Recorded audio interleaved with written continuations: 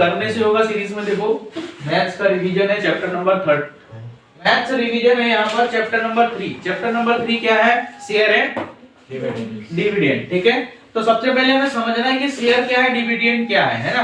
तो आप share market के बारे में सभी लोग जानते हैं, मतलब नाम सुना होगा, बाकी जानते नहीं जानते ही नहीं पता है ना। तो यहाँ पर देखो कि ये सबसे पहले होता क्या है। देखो किसी भी कंपनी को अगर बड़ा बनना है तो उसके लिए बड़ा इन्वेस्टमेंट भी तो चाहिए ना। समझ में आ रही बात? क्या उसको अगर बड़े लेवल पर जाना है कंपनी को तो क्या चाहिए? बड़ा इन्वेस्टमेंट चाहिए, तो जो उसके पास नहीं है ना। क्योंकि हर एक कंपनी शुरुआत में छोटी होती है और छोटी होने के लिए उसको पैसा चाहिए बहुत सारा, तब तो वो इन्वेस्ट करेगा, तब तो प्रोडक्टिविटी बढ़ाएगा, तब तो वो अपनी कंपनी को ग्रोथ करवाएगा। समझ में आई बात? तो इसके लिए क्या किया इन्होंने, एक एस्टिमेटेड वैल्यू क्रिएट करना पड़ता है इनको। क्या करना पड़ता है? एक एस्टिमेटेड वैल्यू। तो देखो the estimated value into small part ranging from 1 rupees to 100 rupees. तो ये क्या करते हैं, एक लेवल तक अपने आप से इस कंपनी को ग्रो कराते हैं, उसके बाद इनका शेयर मार्केट में आईपीओ होता है। ठीक है, अभी आईपीओ चीजें बाद में समझाऊंगा, पर अभी इतना समझ लो कि जब आईपीओ होता है तो वो शेयर मार्केट में कंपनी लिस्टेड हो जाती है। ठीक है, और जब कंपनी लिस्टेड होती है तो जब भी शेयर मार्केट में लिस्टेड होती है उसका पूरा जो है पूरा सब कुछ देखा जाता है, मतलब पूरा ओवरव्यू लिया जाता है कि इसको कौन होल्ड कर रहा है, इसमें क्या इसकी ग्रोथ क्या है, ये सब सारी चीजें चेक किया जाता है। तब उसके बाद में एक अमाउंट होता है कि जब कंपनी की वैल्यू 10,000 करोड़ या जो भी करोड़ होगी उतनी अगर उसकी वैल्यू पहुंच जाए उसके बाद ही उसको लिस्टेड किया जाता है आईपीओ में। आईपीओ में लिस्ट होने के बाद ही आप उस कंपनी में पैसा लगा सकते हैं। तो ये कहने का एक प्रकार का एक तरीका है कि किसी कंपनी में बहुत सा पैसा लाना है तो क्या करते हैं, एस्टिमेटेड वैल्यू का उनको क्रिएट कर देते हैं, 100 रुपए के बीच में बांट देते हैं। ठीक है, और उस बात करके उसके शेयर्स बना देते हैं। मान लो उनको कि अगर 100 करोड़ रुपए चाहिए तो 100 करोड़ रुपए के हिसाब से वो क्या करेंगे, उनके शेयर्स बना देंगे कि हमने ये 100 करोड़ रुपीस यानी या उसकी कंपनी की वैल्यू का 10% या 20% हिस्सा उसने जो है वो शेयर मार्केट में डाल दिया। अब शेयर मार्केट में डालने के बाद क्या है कि उस पे लोग पैसा लगाएंगे तो उसकी वैल्यूज बढ़ेगी, उसकी वैल्यू कम भी होगी। तब यहाँ समझते हैं कि कौन सा पैसा, क्या शेयर, सब चीज। तो देखो estimated value into small part ranging from 1 rupees to 100 rupees. ये कितनी हो सकती है? 1 से 100 रुपए तक की रेंजिंग हो सकती है। Each part so obtained is called share. तो इसी को हम क्या बोलते हैं? शेयर बोलते हैं। 1 से लेकर 100 रुपए तक की एक रेंजिंग हो सकती है। ये छोटी बात कर रहे हैं, बहुत सारे शेयर की तो वैल्यू बहुत ज्यादा होती है। तो ये समझ में आया शेयर किसको बोल रहे हैं? तो उसने हमने क्या किया, एस्टिमेटेड वैल्यू को पार्ट में डिवाइड कर दिया, उसको क्या बोल रहे हैं? शेयर बोल रहे हैं। क्लियर हो गया? देखो इसके बाद क्या है, the value fixed for each share is called the original या नॉमिनल वैल्यू। हर एक शेयर की एक वैल्यू होगी, उसी को हम क्या बोलेंगे? उसकी ओरिजिनल वैल्यू या फिर नॉमिनल वैल्यू। एनवी याद रखना है, हर एक शेयर की वैल्यू होगी, उसी को हम क्या बोलेंगे? एनवी यानी नॉमिनल वैल्यू या ओरिजिनल वैल्यू। ठीक है, इसके बाद the persons who purchase shares are called the shareholder. जो पर शेयर को खरीदता है उसको क्या बोलते हैं? Share holder. समझ में आई बात? हमने किसी कंपनी के एक शेयर को खरीदा तो हम क्या हो गए? शेयर होल्डर, चाहे 1 करोड़ खरीदो या 1000। ठीक है, अब देखो एनवी क्या है?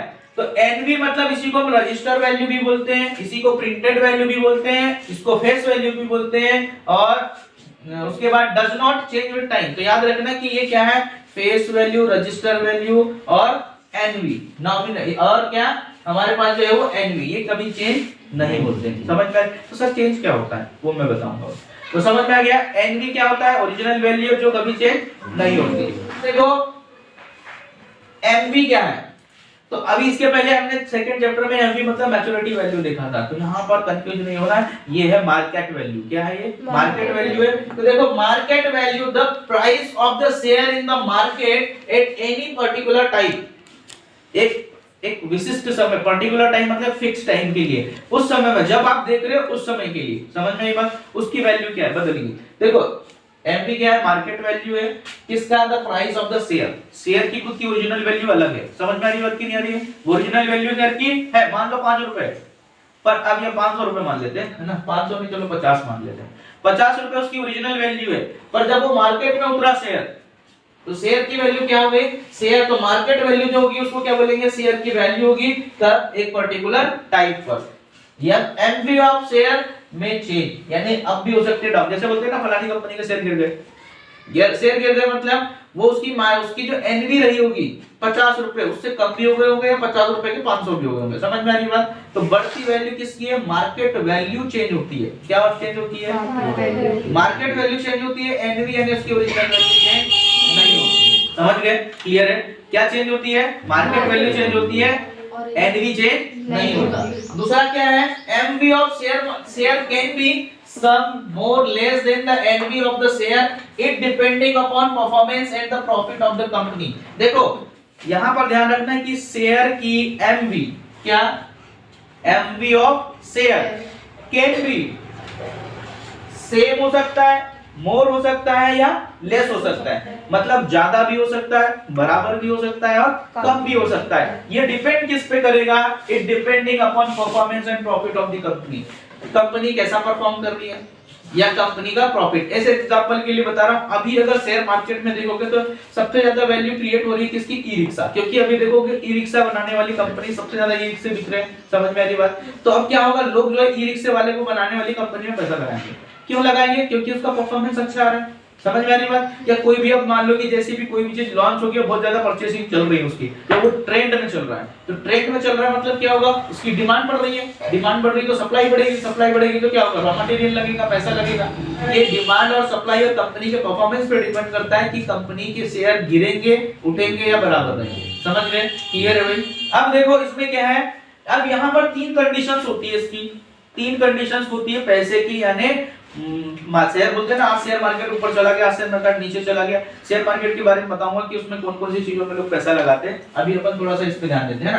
तो देखो एट पर बोलते हैं, एट पर मीन का मतलब क्या है? मार्केट वैल्यू बराबर एनवी।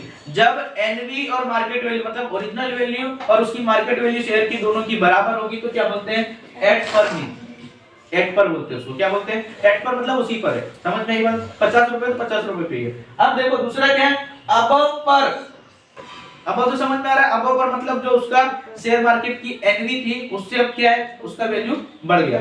जैसे और इसी को बोलते हैं eight a premium mean. Premium का बहुत बार आजकल सब सुनते होंगे ना, हर चीज प्रीमियम प्रीमियम प्रीमियम।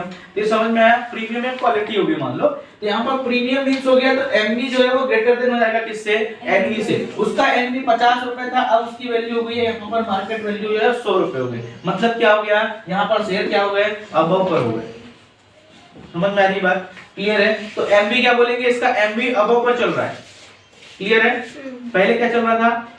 एट पर चल रहा था, अब क्या हो गया? अबव पर चल रहा था। यहाँ थोड़ा सा इंग्लिश का भी शब्द है, ये पहले शब्द सब कुछ बता रहे हैं। दूसरा क्या है? ये पूछ सकता है भाई, ये जितनी भी चीजें मैं बता रहा हूँ ये तब पूछ सकता है एमसीक्यूज में, है ना। बिलो पर मतलब एट डिस्काउंट मींस मतलब एमवी जो है वो एनवी से कम हो गया है। 50 रुपए से भी जो है वो यहाँ मार्केट वैल्यू उसकी होगी मान लो 40 रुपए। समझ गए? 40 रुपए हो गई मतलब क्या हो गया? उसका रेट गिर गया। तो समझ में आ गया? सेम था, बढ़ गया, गिर गया। अब देखो द प्रॉफिट, अब यहाँ पर चौथी टर्म क्या है? प्रॉफिट। तो the profit which a shareholder gets, ये क्या है हमारे पास? डिविडेंड। समझ में आ गई बात? प्रॉफिट जो शेयर होल्डर को मिलेगा उसको क्या बोलेंगे? डिविडेंड। क्लियर है?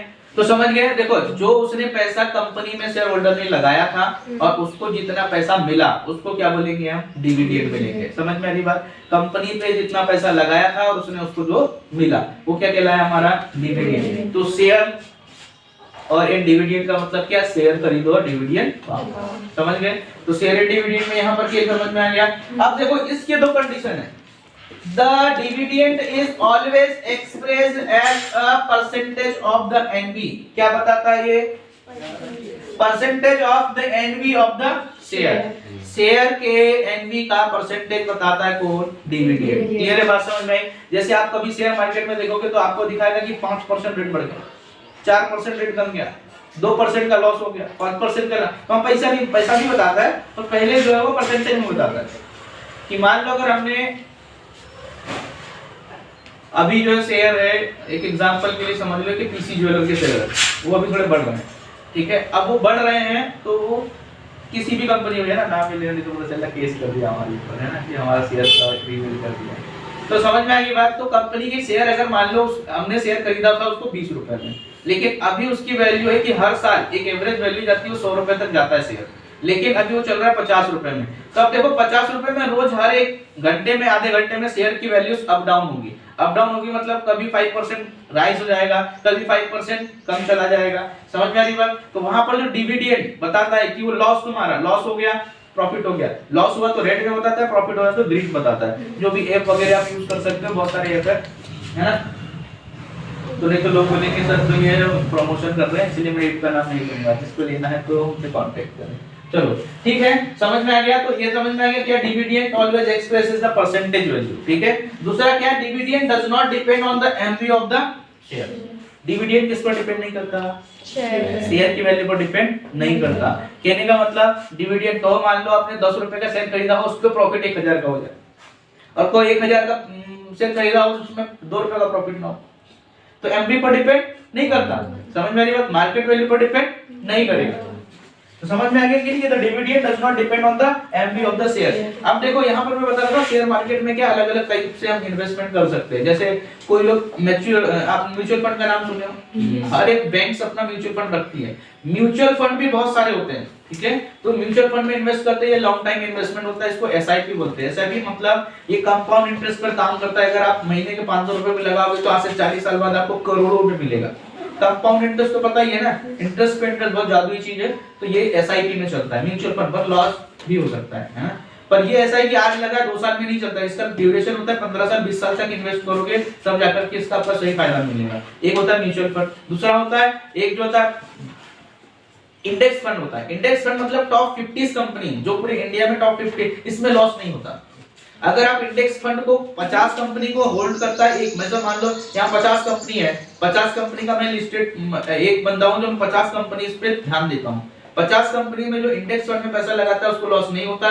क्यों नहीं होता? क्योंकि वो जो इंडेक्स है 50 लिस्टेड कंपनी जो अच्छा परफॉर्म करती है उन कंपनी को 50 की लिस्ट में रखते हैं। जिसके शेयर गिरे उसको 50 से हटा देंगे, मतलब जो कंपनी काम नहीं कर रही तो उसका शेयर निकाल करके वो दूसरी कंपनी में डाल देगा। समझ में आई बात? तो उसमें पैसा लॉस नहीं होता। तो अगर किसी को इन्वेस्ट करना तो इंडेक्स फंड में इन्वेस्ट करना चाहिए। समझ में? डायरेक्ट आप शेयर किसी के खरीदते हो तो उसमें ज्यादा लॉस होने की संभावना होती है। अगर आपने किसी के 1 लाख शेयर खरीद लिए 10 लाख रुपए के, पर मान लो कि उसके शेयर गिर गए तो गए, पैसे चले जाएंगे। पर अगर आपने इंडेक्स फंड में लगाया तो पैसे नहीं जाएंगे। जिस कंपनी के थ्रू मतलब कहना चाहिए एक जो मीडिएटर के थ्रू आपने लगाए हो पैसा, वेंचर वगैरह बहुत सारे आजकल चलते हैं, आप ये देखते हो ना ग्रो और एंजल वन और ये सब, इनके थ्रू अगर आप पैसा लगा रहे हो तो इनमें भी एक जो है ये तो एक मीडिएटर है, एक जो होता है जो पूरे इंडेक्स फंड को कंट्रोल करते हैं, मतलब उनमें पैसा डालते हैं। वो क्या है आपका पैसा वहां से निकाल के दूसरे में डाल देंगे अगर वो कंपनी लिस्टेड से चली हुई तो उसमें लॉस नहीं होता। तो वैसे इंडेक्स फंड में कर सकते हो आप लोग पैसा इन्वेस्ट। तो ये समझ में आ गया? क्लियर है? इसमें हम फॉर्मूला देखेंगे कि हम कैसे निकालते हैं।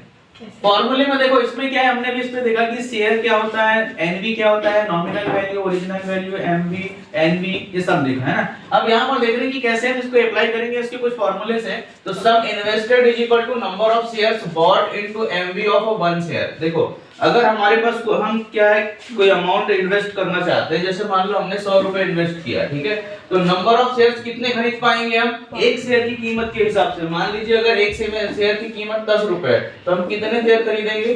10 शेयर खरीद सकते हैं। तो MV of market value of किसकी? एक शेयर की इनटू जितने हम खरीद सकते हो किसके हिसाब से हो जाएगा? सम ऑफ इन्वेस्टेड, ठीक है। जैसे मान लो if the share are available at par, अगर क्या है ये कब होगा ऐसी कंडीशन में कि जब 8 पर होगा, मतलब उसका एनवी और एमवी दोनों क्या होंगे? इक्वल होंगे।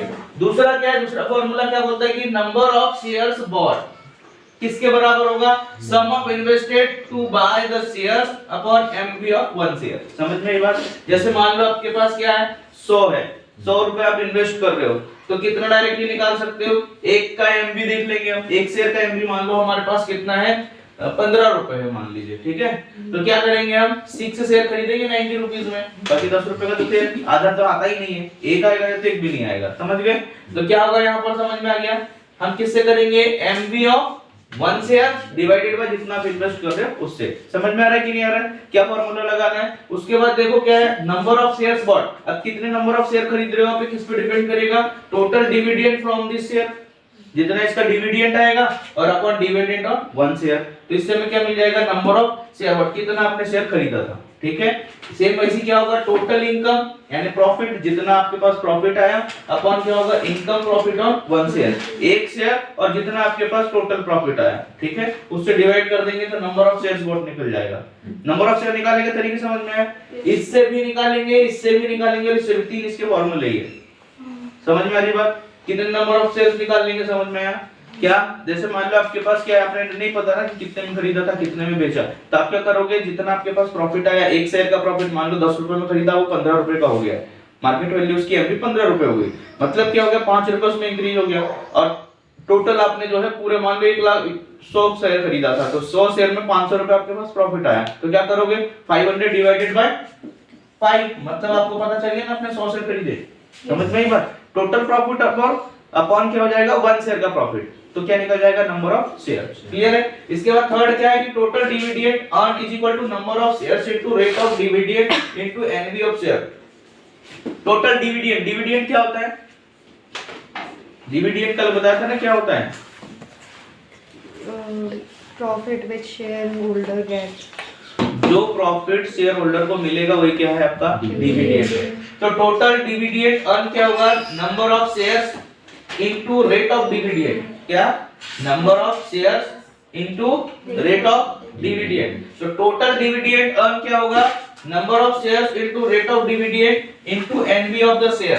तो यहाँ पर नंबर ऑफ शेयर जितना मिलेगा, जितना आप ले रहे हो, इनटू रेट ऑफ डिविडेंड, उसका रेट क्या है कि 5% से बढ़ रहा है, 10% से, एक की बात कर रहे हैं, ठीक है। एक शेयर, नंबर ऑफ शेयर मान लो आपने कितने खरीद लिया, 10 खरीदा, और रेट ऑफ डिविडेंड मतलब इसका हर एक शेयर का प्रॉफिट है 5 रुपए, ठीक है। तो और एनवी ऑफ शेयर कितना है इसका, एनवी मान लो इसका है आपका, अभी तो नंबर ऑफ शेयर्स हो गया, रेट ऑफ डिविडेंड हो गया, और एनवी मान लो इसका है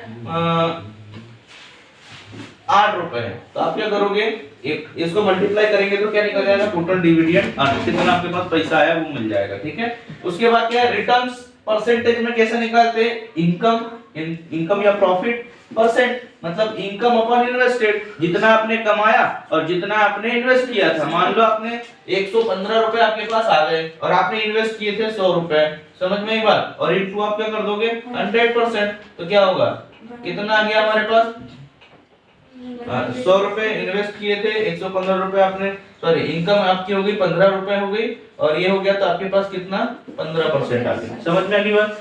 100 रुपए आपने इन्वेस्ट किए, 115 रुपए आपके पास टोटल मिला, तो कितना आ जाएगा, रिटर्न उसका क्या होगा, 15% होगा। तो हम क्या करते हैं, जो भी शेयर मार्केट में लगाता है या फिर किसी भी पॉलिसीज में इन्वेस्ट करता है, तो उसमें क्या होता है, वो रिटर्न देखता है कि इसमें हमें रिटर्न क्या मिलेगा। बैंक ज्यादा 1.5% रिटर्न देती है सालाना एवरेज। अगर आप नॉर्मल कहीं पर भी इंटरेस्ट पर अगर पैसा लगाओगे तो आपको ज्यादा से ज्यादा 3 से 5% का रिटर्न मिलता है, लेकिन अगर कोई शेयर मार्केट में पैसा रखता है तो 15% तक का रिटर्न मिलता है, समझ गए। अब मान लो 100 रुपए 15 रुपए, अगर मान लो आपने 1 लाख लगाया तो आपको कितना मिलेगा, 1,15,000। अगर आपने 1 करोड़ रुपए लगाया तो कितना मिलेगा, 1,15,00,000 रुपए, समझ में आई बात। इसीलिए शेयर मार्केट में जो है ना, बुल्स और वो क्या क्या बोलते हैं, देखिए ना, बहुत सारी वेब सीरीज भी आ गई है इसके ऊपर।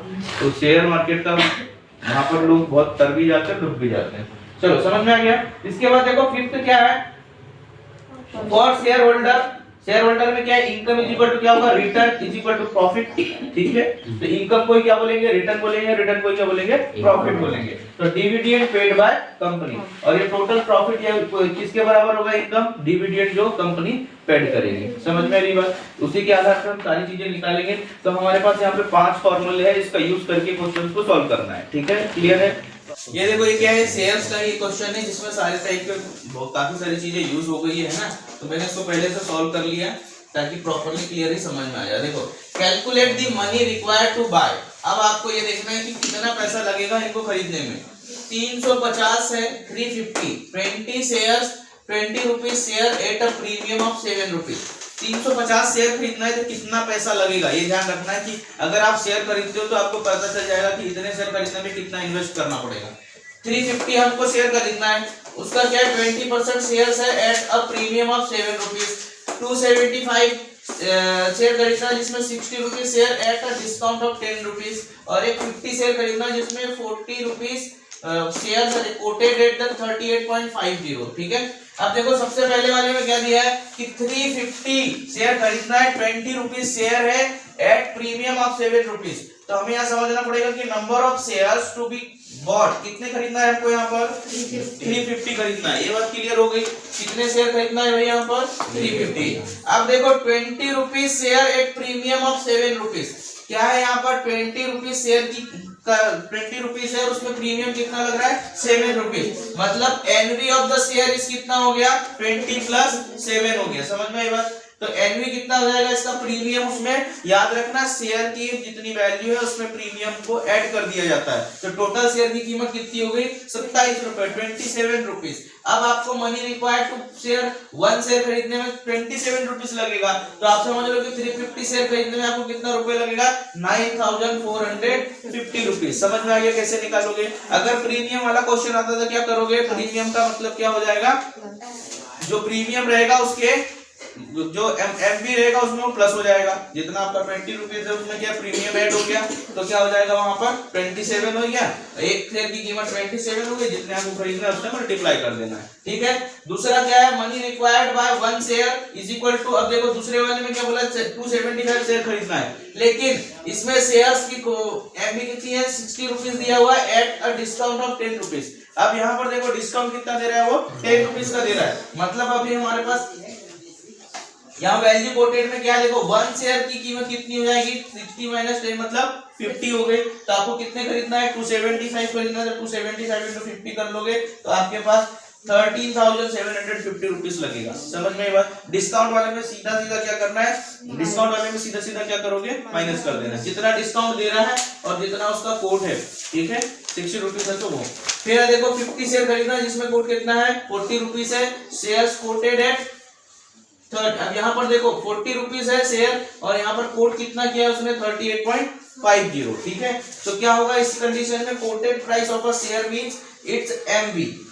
हमने क्या यहाँ पर कोट कर दिया, इसका एमबी कोट कर दिया है। तो money required to buy 1 share is equal to कितना हो गया 38.50 और money required to buy 50 shares में कितना आ जाएगा 1920। ये ध्यान रखना है इस बात का, जब भी आप शेयर खरीदते हो तो देखो शेयर क्या है हर एक सेकंड में फ्लक्चुएट होता है। ठीक है, उसकी एमबी जो है वो अप डाउन होते रहती है। तो एमबी जब अप डाउन होगी तो आपको पता नहीं चलेगा। मान लो जैसे ही आपने कोट करते तक के में उसका रेट घट गया, जैसे मान लो अभी उसका 40 था, आपने पूरा 40 में सोचा कि मैं 100 शेयर खरीद लूंगा, लेकिन क्या हुआ सडनली वो रेट बढ़ गया। अब वो आपको जब तक नहीं मिलेगा जब तक वो 40 पे वापस नहीं आएगा। बात समझ में आ रही मैं क्या बोल रहा हूँ?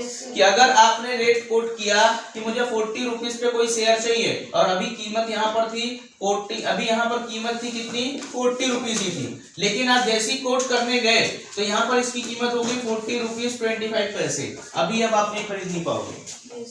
समझ में आई बात? अब क्या है, आपने डाल दिया, बीडिंग कर दिया है। अब क्या होगा, जैसे ही वो 40 पे आएगा, आप जितना आपने यहाँ पर चलता है एक आस्क, एक सोल्ड होता है और एक बाय होता है, दो चीज चलती है। जैसे आपने कोट कर दिया कि भाई मैं इतने में मैं खरीद लूंगा, तो आपका दिखाने लगेगा कि इसको 40 शेयर चाहिए 40 रुपए वाले। अब जो बेच रहा है आगे वाला, उसने अगर 40 रुपए में सेलिंग प्राइस 40 रुपए डाल दिया, समझ में आ रहा है मैं क्या बोल रहा हूँ? उसने सेलिंग वाला मैं नहीं, उसने अब जैसे मान लो मैं ही बेच रहा हूँ, तो मैंने बेचा कि 40 रुपए में अगर कोई आएगा तो मैं 40 शेयर है, 100 शेयर है मेरे पास, तो 100 में से 40 शेयर को खरीद लेगा। समझ में आई बात? तो जब सेम प्राइस मैच होता है तभी बाय और सेल होता है। समझ में आई बात? तो वहां पैसों में एक पैसे का हिसाब चलता है, तो ये ऐसा होता है। तो ये समझ में आ गया ना? 40 रुपीज था लेकिन 38 उसने कोट किया था, 38.50 पे आएगा तो आप क्या फटाफट खरीद दोगे। समझ गए? क्लियर है? चलो इस टाइप के क्वेश्चंस आप यहाँ पर जो अपन ने शेयर एंड डिविडेंड के इस टाइप के क्वेश्चंस इससे रिलेटेड आप सॉल्व कर सकते हो। इसमें मैंने सारे सब कुछ जो है डिटेल बता दिया, कौन कौन से फॉर्मूले लगेंगे। बाकी आप एग्जाम्पल की प्रैक्टिस करके, ज्यादा नहीं कुछ नहीं, एग्जाम के लिए भी एग्जाम्पल्स की प्रैक्टिस कर लेना, बाकी एक्सरसाइज नहीं भी करोगे तो चलेगा, तो आपका ये क्लियर हो जाएगा। ठीक है।